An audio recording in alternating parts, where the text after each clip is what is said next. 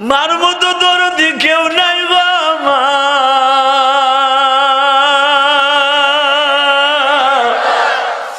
এই যে বড় বড় অফিসার হয় দেখো, পুলিশ ভাইরা বড় বড় এসআই হয়, বড় বড় ওসি হয়, দেখো এদের ব্যাকগ্রাউন্ড টান দিয়া দেখো অধিকাংশ গরিবের পোলা। পোস্টিং হওয়ার আগে, প্রমোশন হওয়ার আগে মার কাছে যাইয়া বসে, মা দোয়া কইরো আজকে পরীক্ষা দিতে যাচ্ছি, প্রমোশন হবে। মা যায় না, মাঝে বসে দোয়া করে, আল্লাহ আমার জাদুরে তুমি বড় অফিসার বানায়ো। দুনিয়ায় মায়ের চাইতে বড় ওলি দুনিয়ায় নাই গো বাবা। আমার নবীর সুন্দর চরিত্র যদি গঠন করতে চাও, নিজের চরিত্রকে মা বাবার সামনে দেখায় দাও। আমার বিশ্ব নবী বললেন, হুমা জান্নাতুকা ওয়া নারুকা ইন্নাকা লাআলা খুলুকিন আযীম। আমি নবী যেরকম মা বাবার খেদমত করতে বললাম, মা বাবার খেদমত যারা করবা, আল্লাহর জান্নাতের প্রথম ক্লাসে তোমরা থাকবা। বাজানরা, আমি আপনাদের সামনে একটা ঘটনা বলেই বিদায় নিব। মা বাপরে কেন মারবা, মা বাপরে কেন বাদ দিবা না? মায়ের মতো দরদি এই জগতে হয় না। শীতের মৌসুমে দেখো সবাই আরামে ঘুমায়, তোমার মা তোমার শীতানে বৈশাখ কাঁদে। এই শীতের মধ্যে তুমি ঘুমাও, তোমার মা পায়খানা প্রস্রাবের বিছানা, তোমার পায়খানা প্রস্রাবের খেতা বালিশ মা নামিয়া খালের মধ্যে পরিষ্কার করে। কথা ঠিক না বেঠিক? যুবক ভাইরা, আমি বলে দিয়ে যাই, মা বাপরে ভাত দিতে চাও না, এমন একদিন আসবে তোমার সন্তানও তোমারে ভাত দিবে না। যেদিন তুমি দুনিয়া ছাড়ার আগে হবে বেঈমান হইয়া দুনিয়া ছাড়বা। সদরঘাটের তীরে একটা যুবক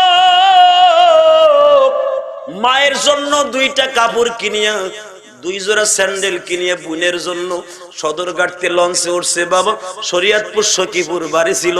আমি মাঝে মাঝে ওয়াজটা করি, ইউটিউবের ভিতরে শুই না, তোমরা কানছো। আজকে এখানে আসার পরে কয়েকটা যুবক পোড়াধার থেকে আসছে, তারা আমার কাছে রিকোয়েস্ট করছে, হুজুর আপনার এই ওয়াজ শুনে আমরা কানছি, আপনি একটু প্র্যাকটিক্যাল ওয়াজটা করবেন। যুবক, ভালো করে বোঝার চেষ্টা করো, মা যে কত সন্তানের দরদি বুঝাই দিয়ে যায়। প্র্যাকটিক্যাল। এই যুবকটা যখন মায়ের জন্য কাপড় কিনিয়ে স্যান্ডেল কিনিয়ে লঞ্চে উঠছে, আজ থেকে ৩-৪ বছর আগে চাঁদপুরের ঠোঁটায় একটা লঞ্চ ডুবছিল। ৩০০-র উপরে যাত্রী লইয়া লঞ্চটা যখন ডুববে, 15 মিনিট আগে মার কাছে ফোন দিছে, মা মা গো, মা গো, চাঁদপুরের ঠোঁটায় আছি, নদীর ভিতরে ঝড় উঠে গেছে, মনে হয় লঞ্চটা ডুবে যাবে গো মা। মা তুমি আমারে মাফ করে দিও। যুবক রে, মা যে কত দরদি। ইলিয়াসুর রহমান জিহাদের বুকটা ফাড়িয়া দেখ, তার মায়ের জন্য কত ব্যথা। দুনিয়ায় মায়ের দোয়া ছাড়া কেউ বড় অফিসার হতে পারে নাই, আল্লাহর ওলি হতে পারে নাই। দুনিয়ায় যত সম্মানিত ব্যক্তি দেখো, অধিকাংশ মায়ের দোয়ার খাতিরে হইছে। এ ভাইজান রে, যুবক যখন রিং দিছে, মা লঞ্চটা মনে হয় ঝড়ের কবলে পড়ছে, ডুবে যাবে, মা তুমি দোয়া কইরো। মা দুঃখিনী একটা দৌড় দিয়ে মেঘনা নদীর ভিতরে ঝাঁপ দিছে। ও মালিক,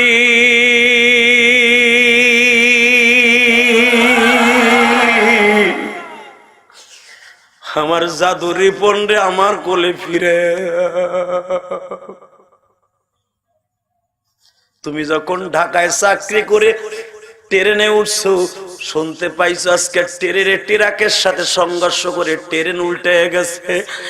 তোমার মা জানছে তুমি ওই ট্রেনে আছো, ওই বাসে আছো, সবাই বাবা তোমার কানে খবর আসার আগে তোমার মা যাই না যায় গো, মা যাই না।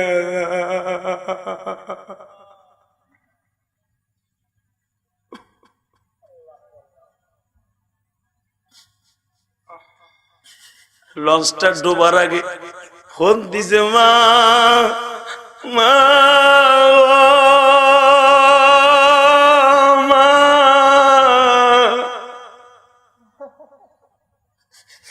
লঞ্চটা যদি ডুইবে যায় গো মা,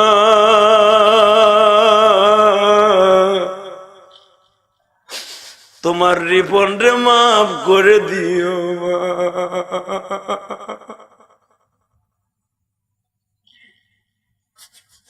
রিপনের মা মোবাইলটারে আছাড় দিয়ে ফেলাই দিয়া একটা দৌড় দিয়া চাঁদপুরের ঠোঁটায় সখীপুর যদি যেয়ে থাকেন আপনারা বুঝবেন, ফেরির থেকে লাফ দিয়া মানুষদেরকে বলে একবার বলো আমার জাদু করলো। মানুষে পাগলের মতো টাইনা উঠায়, তোমার পোলা হলো চাঁদপুরের ঠোঁটায় গজারিয়ার পরে এখানে কেমনে বুঝবো? আরে ভাই লঞ্চটা ডোবার 5 মিনিট আগে আবার ফোন দিতে, মা মা গো মা, ও মা মা মা হয়তো এখনই ডুবে যাবে গো মা, মা যদি ডুবে যায় গো মা। উপরের মানুষগুলা নিচে যায় না, নিচের মানুষগুলা সাড়ে উপরে যাইতে দেয় না। মা আমি ইঞ্জিনের পাশে বসে আছি, মা যদি মরে যায় গো মা, দেখা হইব হাসরের ময়দানে।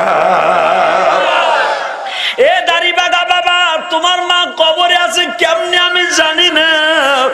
গতকালকে হাজার হাজার মানুষের সামনে পিরোজপুর যখন বাবা বলতেছিলাম, দাড়িবাগা বাজানরা কাঁদতে কাঁদতে অচেতন হয়ে গেছে, কারণ মায়ের চাইতে দরদি কেউ নাই। এই রত্ন যারা হারায়া ফেলছ আর কপাল পিটাইলেও পাইবা না।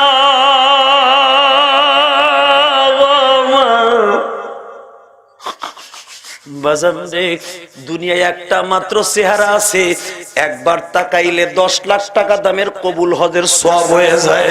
দুনিয়ায় একটা ঘর আছে, কাবা ঘরের দিকে তাকাইলে সওয়াব হয়। একটা মাত্র চেহারা আছে, মা বাবার চেহারা, একবার তাকাইলে চোখের জুতি বাইরে যায়। যারা মা বাবার দোয়া নিবা, এরা কোনোদিন নেশা করতে পারো না, এরা কোনোদিন নামাজ কামাই দিতে পারো না। যারা মা বাবার অভিশপ্ত সন্তান, তারাই আজকে নেশা করে বাবা, তারাই আজকে পথভ্রষ্ট হয়ে যায়। যুবক তোর পাও ধরছি এখন কানবি ভাই কানবি। এই রিপনের লঞ্চটা যখন ডুবিয়া গেল,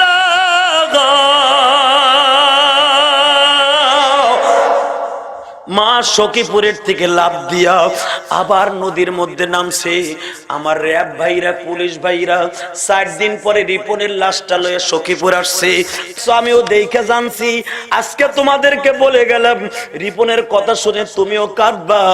কে বলছে তুমি আল্লাহর ওলি হইবা না? এ জীবনে একটা দিনের চোখের পানি যদি কবুল হয়, আমার আল্লাহ তোমার এই ময়দান থেকে ওলি বানায় দিতে পারে বাবা। হাত দুইটা এইভাবে উঁচা করে আমার মৌলারে আল্লাহ বলে একটা ডাক দাও, ডাক দাও, ডাক দাও, ডাক দাও, ডাক দাও, ডাক দাও। নিজের হাতে বান্দা তুমি বানায়া কেমনে দি কোন কাঁদবাও আমি জানি না। আমার মতো কে মা হারাইয়া ফেলছ মা, মা কত কষ্ট মায়েরে দিছি, ওই মা কবরে কষ্ট পাবে আমার কারণে, এটা হতে পারে না গো। সন্তান যখন দুনিয়ায় পাপের কাজ করে, সুদ ঘুষ খায়, নামাজ কামাই দেয়, মা বাবা কবরে পিটানি খায় কেন জানো? এমন সন্তান বানায় আসছোস যেই সন্তানের কারণে আজকে মানুষ নাপাক হয়ে যাচ্ছে। এই জন্য গুনার কথা ছেড়ে দিয়ে এখন কানবা গো বাবা। মায়ের মতো দরদি আর হতে পারে না। র‍্যাব ভাইরা যখন 4 দিন পরে রিপনের লাশটা লইয়া বাবা বরিশালের ঠোঁটার থেকে সখীপুর গেছে, 4 দিনের মধ্যে পানি খায়া লাশটা বাবা কলা গাছের মতো মোটা হয়ে গেছে। গোশতের থেকে চামড়া গুলা খসে খসে কিছু পড়ে গেছে। কোন মানুষ গন্ধে যাইতে পারে না। যুবকরে সব মানুষগুলা গন্ধে বাড়িতে যায় না। র‍্যাব কেরাসিন তেল ঢেলে দিছে, পেট্রোল ঢেলে দিছে গন্ধ দূর করার জন্য। তারপরও মানুষ পচা গন্ধে মানুষ যাইতে পারে না। আহারে জনম দুঃখিনী মা, মায়ের নাকে গন্ধ লাগে না।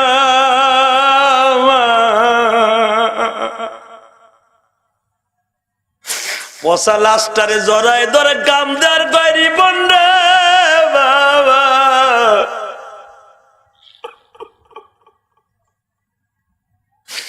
আমি মায়ের জন্য কি কাপড় কিনে নিয়ে আসলি বাবা, আমি মায়ের পরিধান করাইবার আগে তুই চলে গেলি বাবা। মা সন্তানের পচা লাশটা বুকিনে এমন জোরে চিৎকার দিছে, মায়ের এই শাহরগটা ফারিয়া বাবা মা চিরদিনের জন্য পাগল হয়ে গেছে। যুবকের সন্তানরে বুকি নিয়ে যদি মা পাগল হয়ে যায়, ওই মায়ের কষ্ট দিস না। বাপ মারা যায়, মা ছোট্ট ছোট্ট বাচ্চাগুলা বুকে লইয়া নিজের সুখ শান্তির কথা ভুলিয়া সন্তানগুলারে বুকি নিয়ে মানুষ করে। সেই সন্তান এ পাশ বিয়ে পাশ মওলানা হইয়া মায়ের ভাত দেয় না।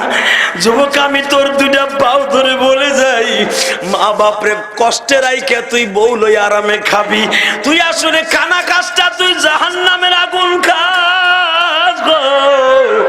বাপ 10টা টাকা চাইলে টাকা দেস না, তোর পোলা মাইয়ার পিছনে স্কুলের টিফিনের জন্য প্রতিদিন 100 টাকা দেস, বাপরে 10টা টাকা চাইলে দেস।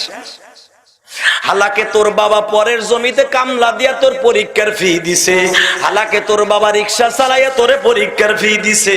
যুবক তোর দুইটা পাও ধরে বলে যাই, মা বাপরে কষ্ট দিবি না, রাজি আসো না? নাই রাজি আসর ভাই, রাজি আসর। আমি শুধু একটা যুবককে চাইবো, জীবনে আর এলাকায় আসবো কিনা জানি না,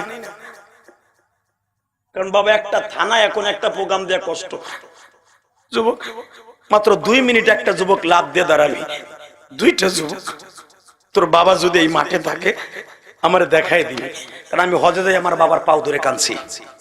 একটা যুবক লাভ দিয়ে দাঁড়ায় বলতো, হুজুর আমার বাপ এই মাঠে আছে, আমার বাপ এখন জড়াই ধরে আমি কাঁদবো। তোর বাপ যদি এখন মাফ করে দেয়, আমি বলে গেলাম এই গভীর রাত্রে 12:15 আল্লাহ তোরে আল্লাহর ওলি বানাই দিয়ে দুনিয়া থেকে নিতে পারে। ওঠ যুবক, ওঠ। কোন যুবক আসর? যুবক ওঠ। আমি বলছি যুবক ভাই, কোন কোন যুবক আসর? তোর বাপ এই মাঠে আছে, পাগলের মতো দৌড় দিয়া তোর বাপের কাছে মাপ চাবি। ওঠ তো যুবক, ওঠ তো। কোন যুবক আসর? তোর বাপ এই মাঠে আছে, তোর বাবার কাছে মাপ চাবি। ওঠ, ওঠ। আমি বলছি যুবক নাই এখানে, যুবক লাভ দিয়ে দাঁড়াই। ওঠ তো। কোন যুবক আসর? তোর বাপ এই মাঠে আছে, তোর বাবার পাও ধরে এই মাঠের ভিতরে মাপ চাই, আল্লাহর ওলির খাতায় নাম দিবি। ওঠ যুবক নাই এখানে, তোর বাপ এই মাঠে নাই, তোর বড় ভাই এই মাঠে নাই। ও দাড়ি পাকা বাবা, আপনার বড় ভাই এই মাঠে নাই। বড় ভাই যদি এই মাঠে থাকে, এক ভাই আর একবারে বুকিনে মাপসান তো বাবা, ওঠেন তো। এখানে কেউ নাই, ভাইরে ভাই বুকিনে মাপসাবেন, 2 ভাই একসাথে ওয়াজ শুনতে আসছেন, ওঠেন তো। যুবক ভাই নাই এখানে? এ যুবক ভাই, এ দাড়ি পাকা বাবা, আপনার ভাই এই মাঠে আছে, 2 ভাই বুকের সাথে বুক লাগাই আল্লাহর কাছে মাপ চাবেন। যদি 2 ভাইয়ের কান্না দেখে আল্লাহ মাফ করে দেবে আপনার মা বাবাকে। ওঠেন তো। যাদের মা বাবা আজকে নাই, ভাই এই ভাই মাঠে আছে, এক ভাই আর একবারে বুকে নিয়ে কানবা। ওঠো, ওঠো যুবক, আমি বলছি ওঠ, ওঠ। তোমরা দুজন কি হও? হ্যাঁ দেখো কেমনে কান্দে, ছোট ভাই বড় ভাইরে বুকে নিয়ে কান্দে। ওর যুবক ওঠ, দেখ বাবারে বুকে নিয়ে কান্দে। যুবক আমি দেখ, ওই যে দেখ যুবক তার বাবার বুকের মধ্যে বসে কান্দে। আমি বলছি যুবক এইভাবে তুই কাঁদ, চোখের পানির বিকল্প কিছু নাই। ওঠ, ওর যুবক ওঠ। আমি তোর 2টা পাও ধরছি। ও দাড়ি পাকা বাবা, তোমার ভাই এই মাঠে নাই, তোমার ভাই এই মাঠে নাই। এ যুবক তোর বাপ এই মাঠে নাই, তোর বাপ এই মাঠে নাই। আল্লাহ তুমি দেখো গো, যুবক তার বাবার পাও ধরে কান্দে, ভাই ভাইরে বুকে নিয়ে কান্দে। মালি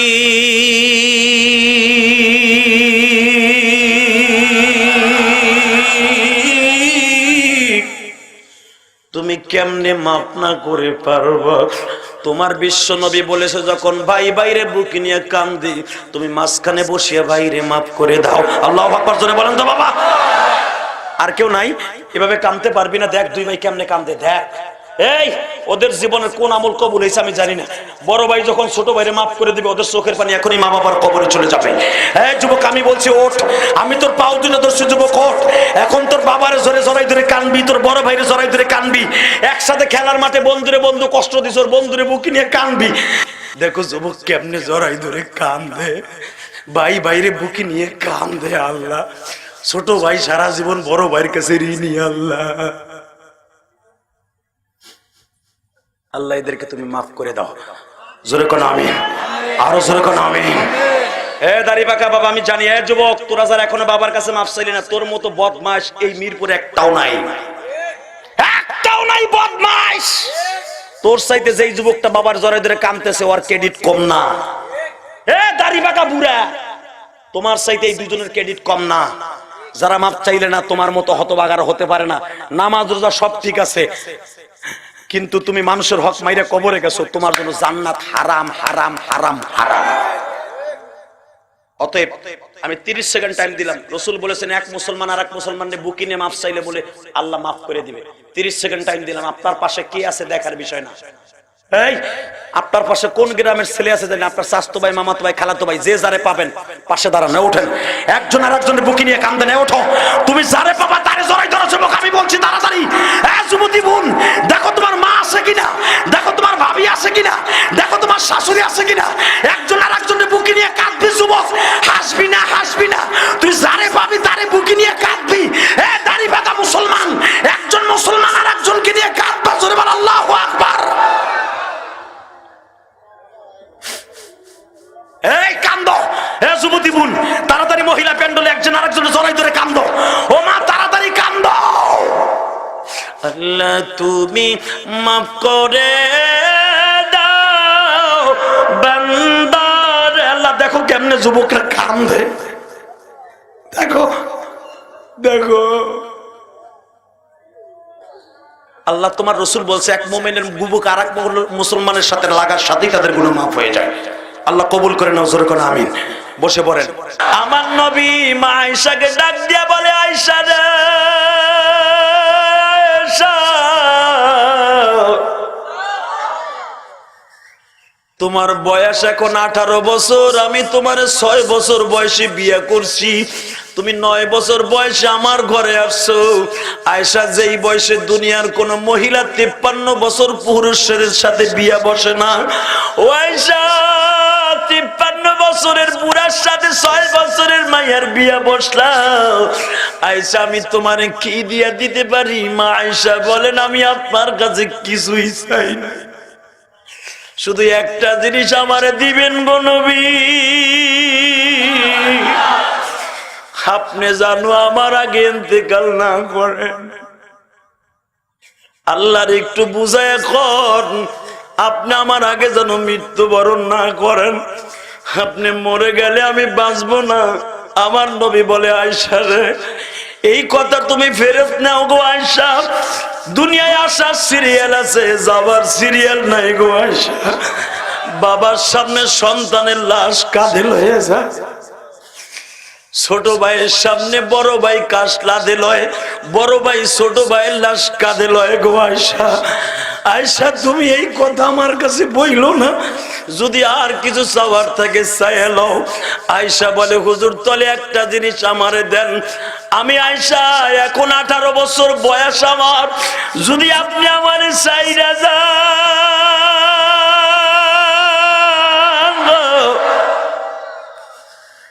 আপনি আমার ঘরের মধ্যে কবর নিবেন। নবী বলেন, কি জন্য তুমি তোমার ঘরে আমারে রাখতে চাও? হুজুর, আমি আপনার তৃপ্তি মিটাইয়া খেদমত করতে পারি নাই। আমি আয়েশা ছোট ছিলাম, আপনার অনেক যন্ত্রণা দিয়েছি, বিবির হক আমি আদায় করতে পারি নাই। আপনার ইন্তেকালের পরে প্রতিদিন আমি আপনার সাথে এই রওজার পাশে বসিয়ে কথা বলবো।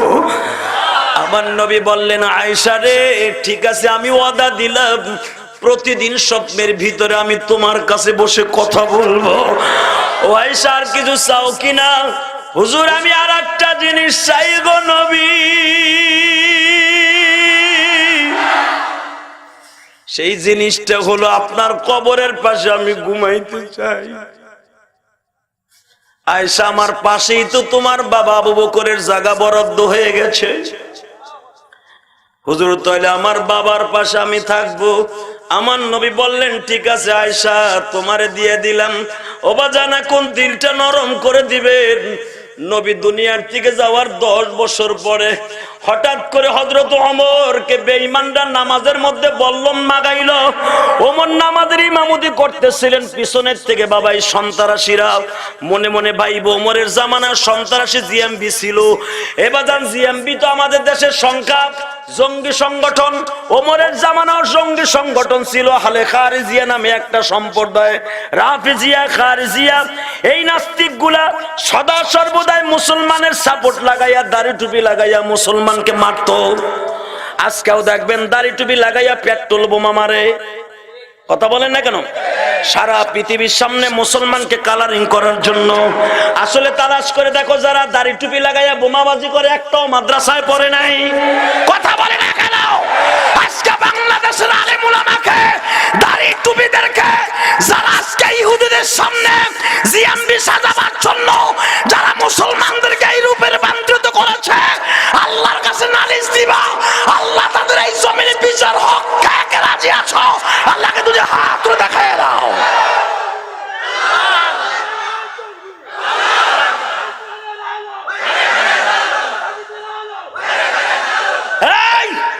নামধারী কিছু বাংলা বা ইংরেজি ভাই আছে, এরা জীবনে মাদ্রাসায় পড়ে নাই, আজকে জিএমবির খাতায় নাম দিয়া আলেম ওলামারে বদনাম করতেছে। ইহুদিরা বলে মুসলমান সন্ত্রাসী না, ইন্নাদ দীন ইনদাল্লাহিল ইসলাম। মুসলমান হলো পৃথিবীর সর্বশ্রেষ্ঠ আল্লাহর চয়েসকৃত ধর্ম, লাইককৃত ধর্ম। এই ধর্ম কোনোদিন কোন বেঈমানের সাথে গাদ্দারি করতে পারে না। কোন বেঈমান আঙ্গুল জায়গায় কথা বলবে মুসলমানের সামনে, এটা আল্লাহর লজ্জাস্কর কথা। আজকে আমাদের কোরআনকে ভুলে যাবার কারণে, কোরআনের অপব্যাখ্যা দিয়া বুঝাবার কারণে আজকে ছেলেগুলো জিএমবি হয়ে যাচ্ছে। কথা বলেন না কেন? তবে যদি এই সূরাতে কেউ রে পাই দাড়ি টুপি লাগাই আপনাকে উল্টা পাল্টা বুঝায়, হাতটাও বাইঙ্গা থানায় দিয়ে দিবেন। এটা আসলে সত্যিকারের মুসলমানের বন্ধু না, এটা মুসলমানের শত্রু। কথা বলেন না কেন? আল্লাহু আকবার জোরে বলেন। কষ্ট হইতাছে? 5 মিনিট। হ্যাঁ 5 মিনিট। হ্যাঁ হ্যাঁ কয় মিনিট? 1 ঘন্টা? সারা রাত বয়ে থাকবেন? সবাই বয়ে থাকবেন? আল্লাহকে হাত উঠাই দেখান তো কে কে থাকবেন না। আমি বলছি কে কে থাকবেন না, সবাই উঠে হেলাইছে। ঠিকই আছে, আপনিও থাকবেন না, আমিও থাকবো না। আর মাত্র 10 মিনিট কথা বলবে ইনশা ইনশা। বাজান রে হযরত মা আয়েশা সিদ্দিকার জায়গাটা আমার নবী বরাদ্দ দিয়ে গেলেন। এই খামোশ। মা আয়েশা সিদ্দিকা রাদিয়াল্লাহু তাআলা আনহার জায়গাটা আমার নবী বরাদ্দ করে দিয়ে গেছে। আয়েশা তুমি আমার পাশে ঘুমাইবা। নামাজের মধ্যে মুনাফিকরা নামাজে ওমর ইমামতিতে দাঁড়াইছে, বাবা পিছনের থেকে এমন জোরে বল্লম মারছে, হযরত ওমরের নারী বুড়িগুলা পেট দিয়ে বের হয়ে গেছে। নামাজের মধ্যে ডাক দিছে, ওমর আমার পিছনের থেকে কে আক্রমণ করছে, এই ব্যক্তির ধরতে যাইও না। রাসূলের রওজার পাশে বসে আমারে মারলো, আমার চাইতে সৌভাগ্যবান আর কে আছে? তবে একটা কথা বলে দিয়ে যাই, তার ছেলে আব্দুল্লাহকে বলে আমারে কে মারলো, এই লোকটারে খোঁজার দরকার নাই, এই লোকটার বিচার আল্লাহ করব। তবে আব্দুল্লাহ শোন, কি এখন চিল্লা পাল্লার দরকার নাই, আমি একটু পরেই আমি চলে যাব আল্লাহর কাছে। যদি জীবনে ইন্নাকা লাআলা খুলুকিন আযীম, নবীর উৎকৃষ্টতম চরিত্রের একটা চরিত্র যদি আমার মধ্যে থাকে, এই চরিত্রটা উল্লেখ করে মা আয়েশার ঘরের কাছে যা। মারহাবা বলবেন না বাজান? এখন দিলটা নরম করবেন। আব্দুল্লাহ বলে বাবা গো, তোমার নারী বুড়িগুলা গামছা দিয়ে বাদ দিছি, নারী যতই বাদ দিতে চাই পেটের থেকে ঠেলে বের হয়ে যায়। বুখারীর মধ্যে আসছে, দেখবেন ওমরের মৃত্যুর কাহিনী আল্লামা শামসুল হক ফরিদপুরীর হাতে করা ছাত্র আল্লামা জিদুল হক, যে হলো সরমনায় আল্লাহর কুতুবের শিক্ষক।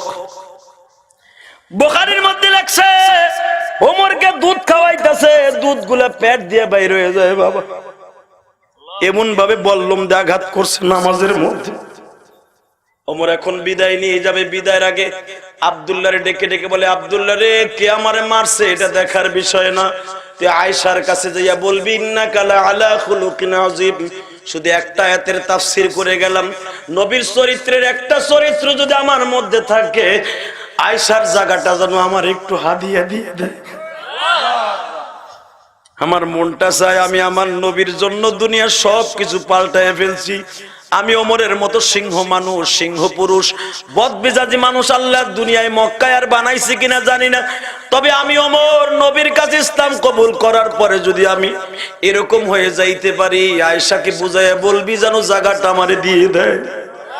তাড়াতাড়ি সারে আব্দুল্লাহ, ওমরের সন্তান আব্দুল্লাহ খুব দ্রুত আয়েশার ঘরের সামনে যায় এতিমের মতো লাফ দিয়ে দাঁড়ায় বলে, ও উম্মুল মুমিনিন মা আয়েশা, মনে রাখেন আয়েশা কিন্তু দুনিয়ার ভাবে বোন হয়, ঠিক না বেটি? কারণ মা আয়েশা হইতেছে আমার নবী হলো ওমরের জামাই, কারণ ওমরের একটা মেয়ে হাফসাকে আমার নবী বিয়ে করছে। সেই হিসাবে আয়েশাও তো হুজুরের বিবি, হাফসাও হুজুরের বিবি, ভাবি হয় না, বোন হয় না, বিয়ান সাহেব হয় না, দুনিয়ার নিয়মে। কিন্তু এখানে দেখেন উম্মুল মুমিনিন আল্লাহ কোরআনে বললেন, এই জন্য দুনিয়ার কেউ তাদেরকে ভাবি সম্বোধন করতো না, সবাই মা বলতো। উম্মুল মুমিনিন মা আয়েশা, আব্দুল্লাহ আমি সবই শুনছি, কারণ তোমার বাবার বডিটা আমার দরজার কাছে পড়ে রয়েছে। তোমার বাবা আমার মুখ থেকে খুব দ্রুত শুনতে চায় নবীর একটা চরিত্র, ইন্নাকা লা আলা খুলুকিন আযীম, উত্তম চরিত্রের যদি একটা চরিত্র থাকে তার ওসিলা করে চাইছি আমার জায়গাটা দিবেনি। এই আব্দুল্লাহ, তোর বাবা এটা চাওয়ার সাথে সাথে আমি নবীর রওজার কাছে দাঁড়াইছিলাম, দুরূদ শরীফ পড়ে যখন ধ্যানমগ্ন বসে গেলাম, আওয়াজ হইতেছে, আয়েশা রে, তুমি যদি তোমার জায়গাটা হাদিয়া দিয়ে দাও, আল্লাহ তোমার জান্নাত হাদিয়া দিয়ে দিব। আয়েশা, আমি নবী তো জায়গাটা তোমারে দিছি, তুমি ভালোবাসি আমার খলিফাতুল মুসলিমিন ওমরকে দিয়ে দাও। আমার দুইটা শ্বশুর আমার পাশে ঘুমিয়ে থাকুক। আব্দুল্লাহ, আমি উদারতার প্রমাণ দিয়ে গেলাম,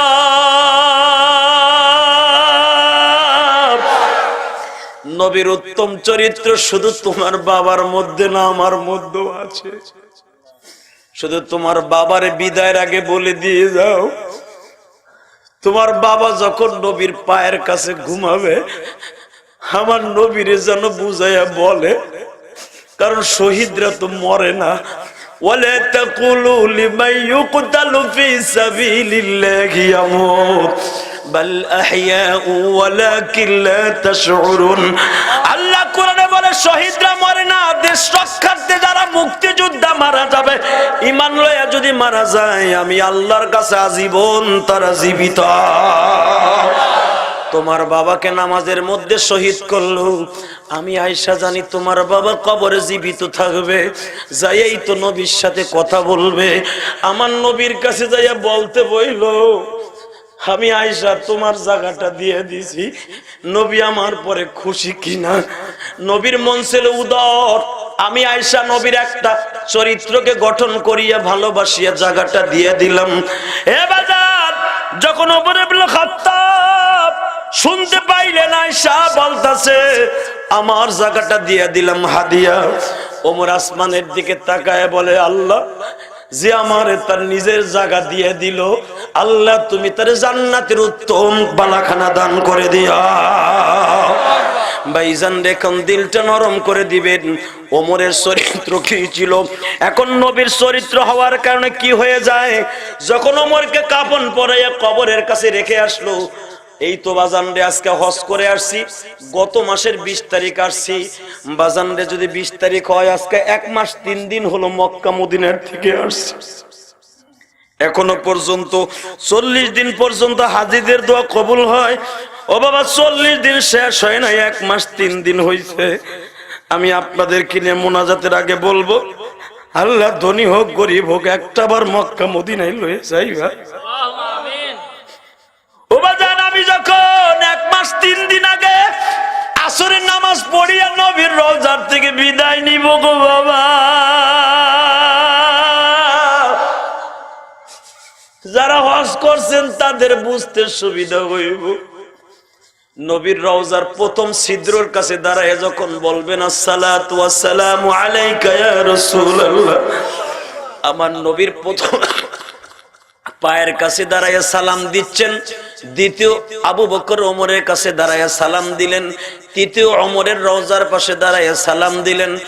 বাবা শেষ সালাম যেদিন দিয়ে আসবো, আমি গুনাহগার নবীর রওজার পাশে দাঁড়াইলাম, যে দরজা দিয়া জিবরাইল মানুষের বেশে 40 বার নবীর সাথে কথা বলছে, যেই দরজা দিয়ে আমার বিশ্ব নবী বের হয়ে কবরস্থানে যাইতো, আমি গুনাহগার ওই দরজার কাছে দাঁড়াইয়া হাত তুললাম। আমার সাথে অনেক হাজিরা ছিল, কারণ মক্কায় যাইয়াও শান্তি নাই বাবা, যে দেখে সে বাংলাদেশের আমার চিনে ফেলে। হুজুর আপনি ইলিয়াস রহমান জিহাদি না? ইউটিউবের এত বক্ত হুজুর আপনার অর্শনে কান দি, আপনি মদিনায় আইছেন, হুজুর আমাকে একটু দোয়া করেন না, আপনার সাথে একটু দোয়া করে যাই। বাজানরে যখন শেষ সালাম দিলাম, আমারে দেখেই তো অনেকে চিনে ফেলছে। আমি অনেকে চিনে ফেলতে পেতে আমি রুমাল মাথায় দিয়ে থাকতাম, রুমাল দিয়ে ঢেকে রাখতাম। এ বাবা আজকে যখন শেষ সালাম দিয়ে বের হব, অনেক হাজিরা জড়ো হয়ে গেল। হুজুর আপনি তো আজকে বাংলাদেশে চলে যাবেন, আমাদের জন্য একটু দোয়া করে যান। বাজান আমি যখন শেষ সালাম দিয়ে হাতটা তুললাম, মনে পড়ে গেল হযরত ওমরের কথা। ওমর যেদিন শহীদ হয়ে যাবে, নবীর রওজার পাশে দাঁড়ায় আখিরি সালাম দিয়া বলে, নবী গো, আমি ওমর যদি জীবনের একটা সুন্নাতকে পালন করে থাকি, এর উসিলায় নবী আপনি আমার সুপারিশ করবেন।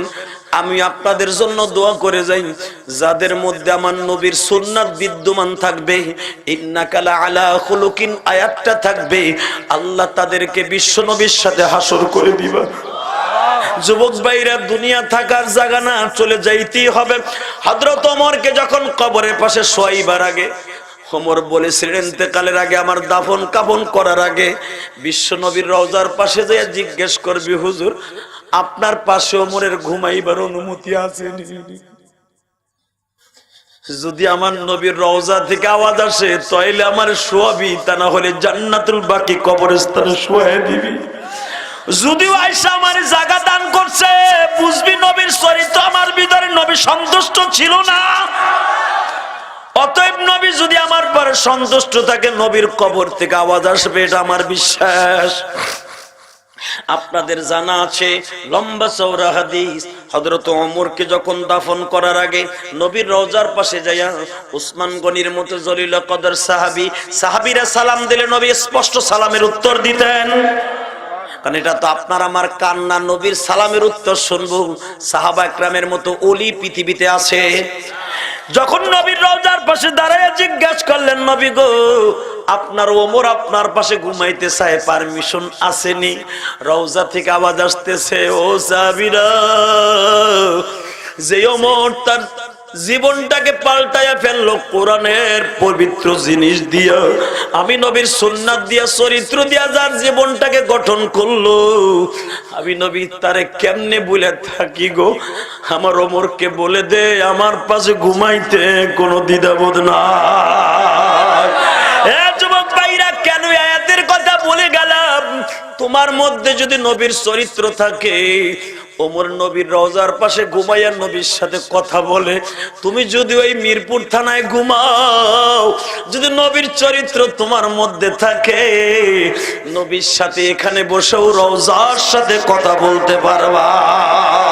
যখন তোমারে দাফন পাড়াইয়া কবরে রেখে আসবে, বিসমিল্লাহি আলা মিল্লাতি রাসূলিল্লাহ, এই আয়াতটা যখন পড়ে আসবে, দোয়াটা পড়ে আসবে, 100% মনে রাখো, নবীর সূরাতে যদি তুমি থাকো, নবীর সাথে রওজার সাথে যোগাযোগ হয়ে যাবে। নবীর সূরাত গঠন করার নিয়ত আছে না নাই? জোরে বলেন না কেন? 1 নাম্বার নবীর চরিত্র ছিল, কোনদিন আমার নবী মা বাবার বিরুদ্ধে ওয়াজ করছে? জোরে কর, আরো জোরে, আরো জোরে করছে? তাহলে আজকের যুবক মা বাপরে ভাত দেয় না কেন? যুবক ভাই আমার সাথে ওয়াদা দিবি, কোনদিন মা বাপরে কষ্ট দিবি না? হাত দুইটা উঠে দেখাতো ভাই। দাড়ি পাকা বাবা, আপনাদের মা নাই আমি জানি, তারপরও হাত দুইটা আমার মওলারে দেখাই দেন। আল্লাহু আকবার জোরে বলেন তো দেখি, আল্লাহু আকবার জোরে বল। যুবক, আমি মুসাফির অবস্থায় ওয়াদা করে গেলাম, তুই যদি তোর মায়েরে ভালোবাসোস আমি তোরে থুইয়া জান্নাতে যাবো না। না মা, ওয়াদা দিলে তো সারা জীবন মা বাপরে ভালোবাসবা তো? আর 5টা মিনিট আমার দিকে তাকায় থাকেন, জমিনের মালিক কে? আল্লাহ। আরো জোরে বলেন আল্লাহ। তোমার নামাজ রোজা সব ঠিক আছে, তোমার মা বাবার বরদোয়া তোমার অ্যাকাউন্টে জমা আছে, আমি আল্লাহর কোরআনকে সাক্ষী রেখে বললাম, আল্লাহর কোরআনকে সাক্ষী রেখে বললাম, তুমি যতবার আলেম হওয়ার হাজি হও, মা বাপদের বরদোয়া যদি তোমার অ্যাকাউন্টে থাকে, তোমার দোয়া আসমানে যাবে না, যাবে না, যাবে না, যাবে না। কথা বলেন না কেন? যুবক, মা বাবার বরদোয়া যদি অ্যাকাউন্টে থাকে, রসুলের যুগে থাকার পরও তার দোয়া আসমানে যায় না। হুজুরের প্রিয় সাহাবী 32 বছরের পোলা আলকামা, 32 বছর, 28 বছর বয়সে কালেমা পড়ছে। 4 বছর নবীর সান্নিধ্য লাভ করার পরে হঠাৎ করে বদরের যুদ্ধ, উহুদের যুদ্ধের পরে আলকামার ক্যান্সার হয়ে গেছে। খালি বাবনি ক্যান্সার এই যুগে আছে, ওই যুগে ছিল না? ওই যুগেও ছিল, ডায়াবেটিসও ছিল, সব রোগ ছিল, কিন্তু নাম জানতো না। আগে মানুষ বললে ওটা কেমনে মরছে, কয় হার্ট ফিল করে মরছে, বলতো কিনা? আর এখন ওইটারে সাইজ করে কয় স্ট্রোক করে মরছে। কথা কন না কেন? এ ভাই কেমনে কয় হার্টে যেয়ে হার্ট ফিল করে মারা গেছে রৌদ্রের কারণে? আরে রৌদ্র না, ওইটা স্ট্রোক করছে। কথা কন না কেন? এটার সাইজ হয়েছে। আগে মানুষ কইতো কি হয়েছে, কয় পের মুহা হয়েছে, খালি ঘন ঘন মুতে। এখন ডাক্তারের কাছে গেলে কয় এটা ঘন ঘন মুত না, এটা ডায়াবেটিস। কথা কন না কেন? এটা সাইজ হয়েছে। রোগ রসুলের যুগেও ছিল, ছিল কি ছিল না? কত বড় বড় সাহাবী ডায়াবেটিসের রোগী হইয়া রক্তের ভুগতে ভুগতে মরে গেছে। নবী হাদিসে বলে দিলেন, যারা ভুইগা মরবা, রোগে মরবা, তারা জান্নাতে আগে যাইবা। তো রসুলের যুগে রোগ না থাকলে হুজুর এই হাদিস কেন বলছে? ঠিক না বেঠিক? জোরে কোন? আসলে আপনাকে কষ্ট হয়ে গেছে। আহেন মুনাজাত করে আল্লাহুম্মা আমিন। করব না? তবে একটা শর্তে আমি আরেকটু বাড়াবো, যদি একটা লোক উড়ে ওর লুঙ্গি টেনে ধরবে, ও যাই যাক গা, ওর লুঙ্গি থাও। ওই বেটা কয় ঠিক, তোরে ধরলে যে তুই ল্যাংড়া হয়ে যাবি, বেটা লাইগে যাবে ঘুষা ঘুষি। তাই না, ধরতে হবে না, সবাই বসে থাকেন, মারহাবা করেন। বাবা লালমনির হাট গেছি ওয়াজ করতে, মাঘ 22 শীত। আমি যখন কইছি ওয়াজ করবো আপনাকে মন মতো যত সময় চান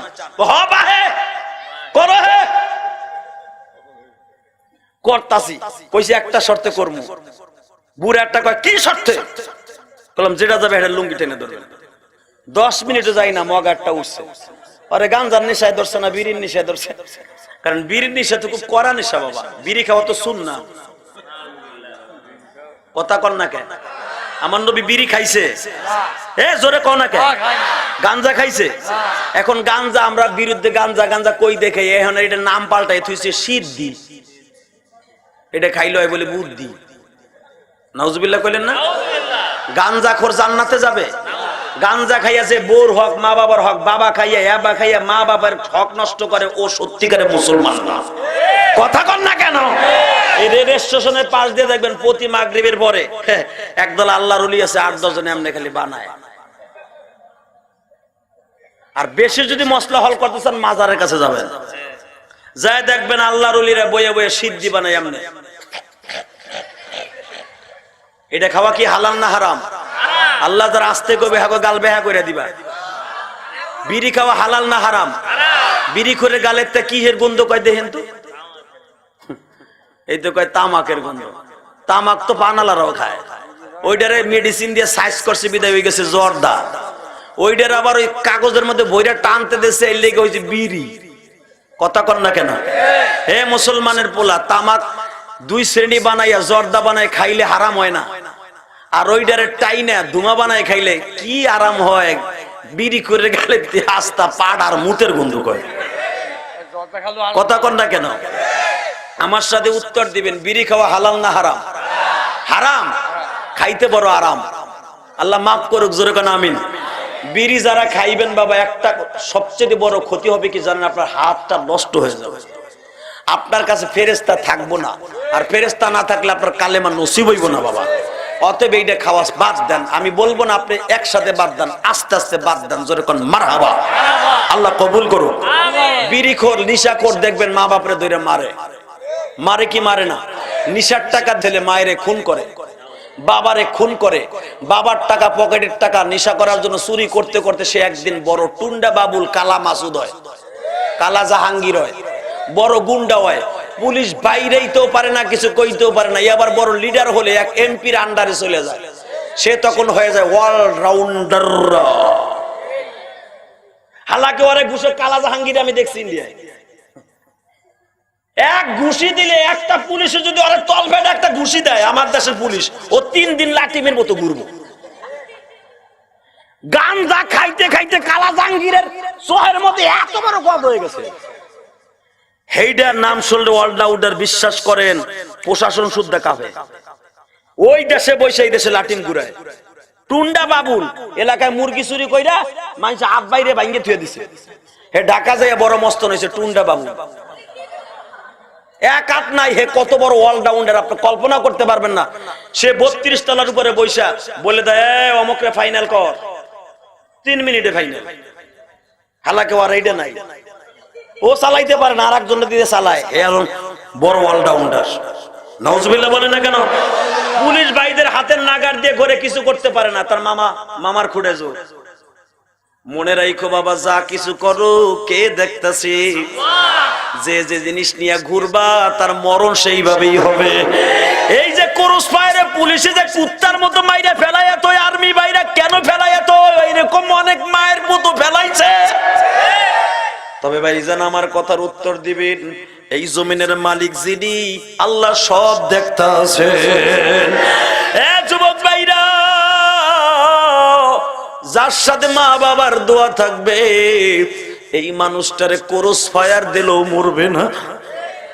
আমি ইলিয়াসুর রহমান জিহাদি মা 12 বছর বয়সে হারাইছি। যুবক ভাই, মায়ের কষ্ট বুকে নিয়ে বড় হইছি। গোপালগঞ্জের জমিনে আমার মা ঘুমাই রইছে। 12 বছর বয়সে যখন আমি মা হারাই, আমার মা জীবনের শেষ কথা বলল, ইলিয়াস রে, তুই যদি আলেম হস গো বাবা, আমি মা তোরে দুধের দাবি ছাইরা দিব, আমি মা তোরে মাফ করে দিব।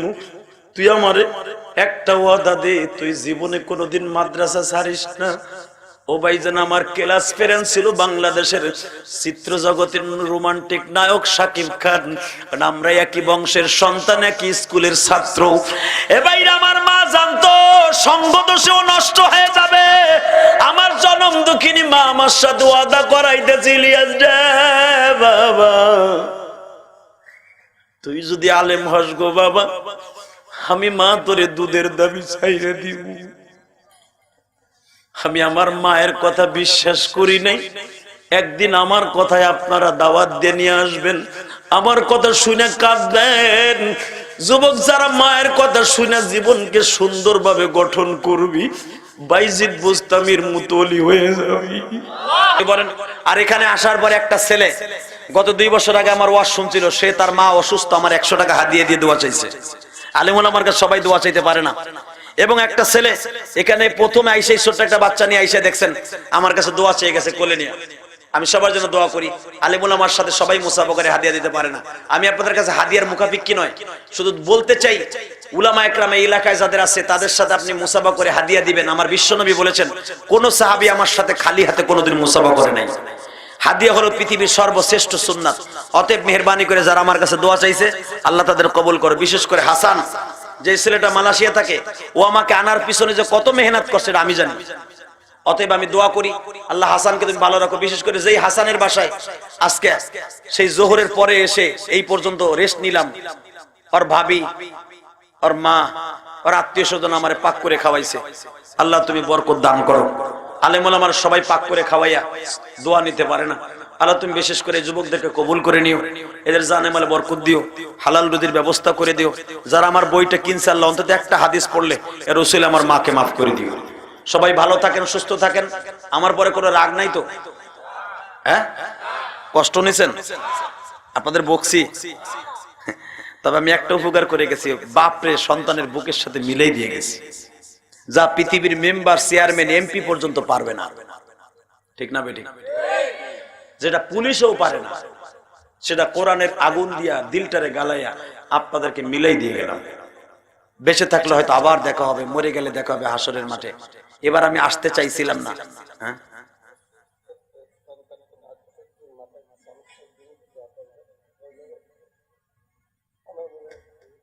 আমিন। আল্লাহর এক বান্দা আমাকে হাদিয়া দিয়ে দোয়া চাই, তার সন্তান মাদ্রাসায় পড়ে, আল্লাহ তুমি তার সন্তানকে কবুল করো, আমার সাথে বড় আলেম বানাই দিও। জোরে কোন আমিন, জোরে কোন আমিন। আমি মাহফিলকে আল্লাহর কাছে রেখে গেলাম, আল্লাহ আগামীকালকে যিনি আসবেন ওনাকে সহি সালামতে ময়দানে পৌঁছাই দেব। আল্লাহ উনিও আমার চাইতে, যদিও আমার ছোট সিনিয়র জুনিয়র, কিন্তু আমাকে অনেক ভালোবাসে। শহীদুল ইসলাম সাহেব, ও আমাকে উস্তাদ বলে, ফেসবুকের সাথে ওর সাথে আমার অ্যাড আছে। ও খুব ভালো বয়ান করে, শুনলেই বুঝতে পারবেন। একটা সরমনে আল্লাহর কুতুবের মুরিদ, দ্বিতীয় নম্বরে খুব আমলি কথা বলে। ও আমাকে অনেক ভালোবাসে, সেই হিসেবে দাওয়াত দিয়ে গেলাম। আগামীকালকে ইনশাল্লাহ কেউ বাসায় থাকবেন না, 1-10 জন নিয়ে আসবেন ইনশাল্লাহ। রাজি আছেন তো? আল্লাহ আপনাদের সবাইকে ভালো রাখুক, সুস্থ রাখুক। আসলে এই কমিটি আমার লাস্টের দিক চাইছিল, কিন্তু আমি তো লাস্টের দিকে ভাইজান আমার খালি নাই, আগেই বুক হয়ে গেছে। তো যাই হোক, যেভাবে যেদিন আসছে আপনারা যেভাবে আসছেন, অনেক দূর দূরান্ত থেকে আমার যুবক ভাইরা আসছে, অনেক যুবক আমার হাদিয়া দিয়ে দোয়া চাইছে। সবার জন্য দোয়া করি, বিশেষ করে এই ছেলেটা আমি এখানে আসার পরে অনেক খেদমত আমার করছে। আল্লাহর একটা চাকরির ব্যবস্থা করে দাও, আল্লাহ ওর মনের আশা পুরা করে দাও। অনেক কষ্ট করে লেখাপড়া করছে, যদি এখন ভালো চাকরি না পায় কেমনে তোমার খেদমত করবে? পকেটে পয়সা না থাকলে তার কোনো কিছু ঠিক থাকে না। অতএব দোয়া করি আল্লাহর একটা ভালো চাকরির ব্যবস্থা করে দাও। এর ওরা যদি চাকরি পায়, ভালো চাকরি করে, 100% ওরা দিনের রাস্তায় খরচ করবে। এই যে হাসান মালয়েশিয়ার থেকে দেখেন এত কষ্টের টাকা পাঠিয়ে দেয়, কত কষ্ট করে যে পয়সা কামায় এটা আমি সচক্ষে দেখে আসছি। এই হাসান যে কত কষ্ট করে মালয়েশিয়া পয়সা কামায় এটা আমি সচক্ষে দেখে আসছি। সেই ফজরের উঠে যায় আর সে কত রাত হলে আসে ওভারটাইম করে, এই কষ্টের পয়সাগুলো দিয়ে মাহফিল চালায়। আল্লাহ সবাইরে ভালো রাখো, সুস্থ রাখো। আসেন আমরা একসাথে মুসাফা করে বিদায় নেব ইনশাআল্লাহ। সবাই ভালো থাকেন, সুস্থ থাকেন, এই আশা ব্যক্ত করে বিদায়ের মাধ্যমে। আর আমার এই ওয়াজটা কিন্তু আজকে ভিডিও হয়েছে। যে মিডিয়া, এই যে আপনারা আমার ওয়াজ ইউটিউবে শুনেন, যেই মিডিয়া আমার ওয়াজ ছাড়ে তার ভিতরে একটা মিডিয়া আসছে, মোহাম্মদিয়া মিডিয়া। এ কিন্তু আমার জুমার মসজিদের বয়ানগুলোও ছাড়ে, আলহামদুলিল্লাহ বলেন। বাংলাদেশের কোন বক্তার মসজিদে জুমার নামাজের রক্ত 8টা-10টা মিডিয়া যায় না, আমার মসজিদে যায়। তার ভিতরে মোহাম্মদিয়া একটা। ইনশাআল্লাহ মিডিয়া আপনাদের এই ওয়াজ ধারণ করছে। আপনি মোহাম্মদিয়া দিয়ে ইউটিউবে সার্চ দিলে এই ওয়াজটা আজকে পেয়ে যাবেন। আপনি দেখবেন কান্তাছেন, কে কারে জড়াই ধরে কাঁদছেন, সব মিডিয়া ক্যামেরার মধ্যে রয়ে গেছে। আপনি মারা যাবেন, কিয়ামত পর্যন্ত এই ওয়াজ দুনিয়ায় থাকবে। এই দুনিয়ায় বঙ্গবন্ধু চলে গেছে, প্রেসিডেন্ট জিয়াউর রহমান চলে গেছে, তাদের ভাষণ এখন আছে না নাই? দুনিয়া যদি মেকানাইজেশন করে এগুলো রাখা যাইতে পারে, তা আপনার চোখের পানি এটা ইউটিউবে থাকবে না? আপনি মরে গেলেও এটা থাকবে ইনশাআল্লাহ। বাজে কোনো জিনিস না দেখে ওয়াজ দেখো।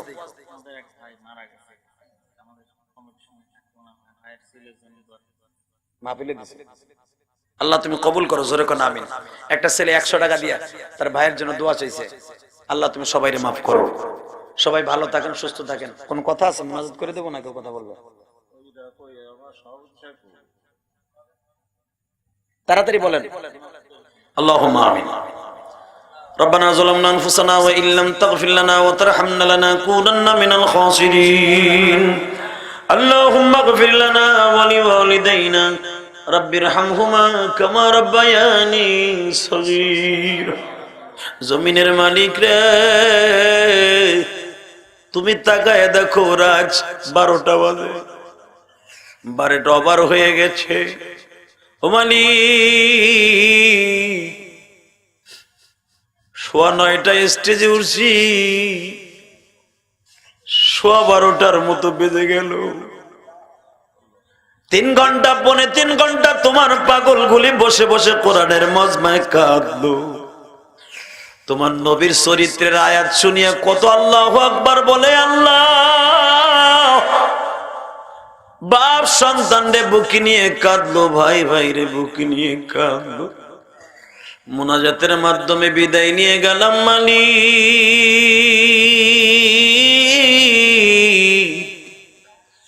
আমার প্রশাসনের ভাইরাই 3 ঘন্টা পর্যন্ত বসে রইল। তারাও তো বসে বসে তোমার বান্দাদের অবস্থা দেখিয়ে কাঁদছে। আমার ভাইরাও তো মায়ের পাগল, বাবার পাগল। যদিও সরকারি পোশাক পরছে, একদিন তারাও তো সাদা কাপড় পরে কবরে চলে যাবে। দুনিয়ায় যে যে রঙের পোশাক পরি, মুসলমান হলে একটা পোশাক লইয়াই চিরতরে ঘুমাইয়া থাও।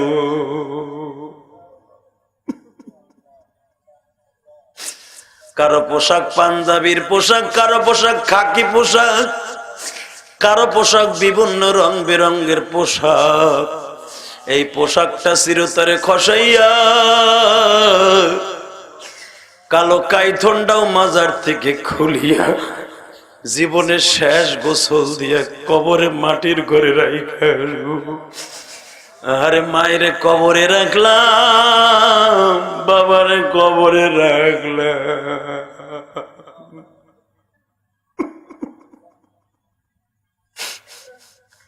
রব্বুল আলামিন তুমি তাকায়া দেখা,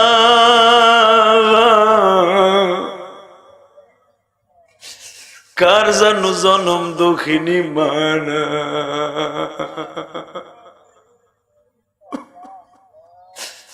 আমার মতো কে জানো মা বলে ডাকতে পারে না। মালিক,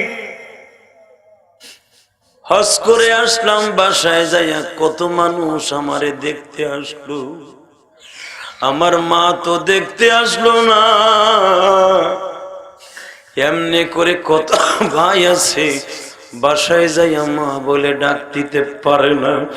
মেহেরবানি করে আমার ভাইদের মাকে মাফ করে দাও গো আল্লাহ, কবরটা জান্নাতের বাগান বানিয়ে দাও আল্লাহ। এই মাসের 11 তারিখ যে অ্যাক্সিডেন্ট করছিলাম, হয়তো কবরে চলে যাইতাম, হয়তো তোমার পাগলদেরকে আমার ওসিলায় কাদা ভাবিলাই এখনো বাঁচায় রাখছো আল্লাহ। মাহফিলে বসে যারা কাঁদছে তাদের মাফ করে দাও, তাদের বাবা মাকে মাফ করে দাও, তাদের কবরগুলা জান্নাতের বাগান বানিয়ে দাও।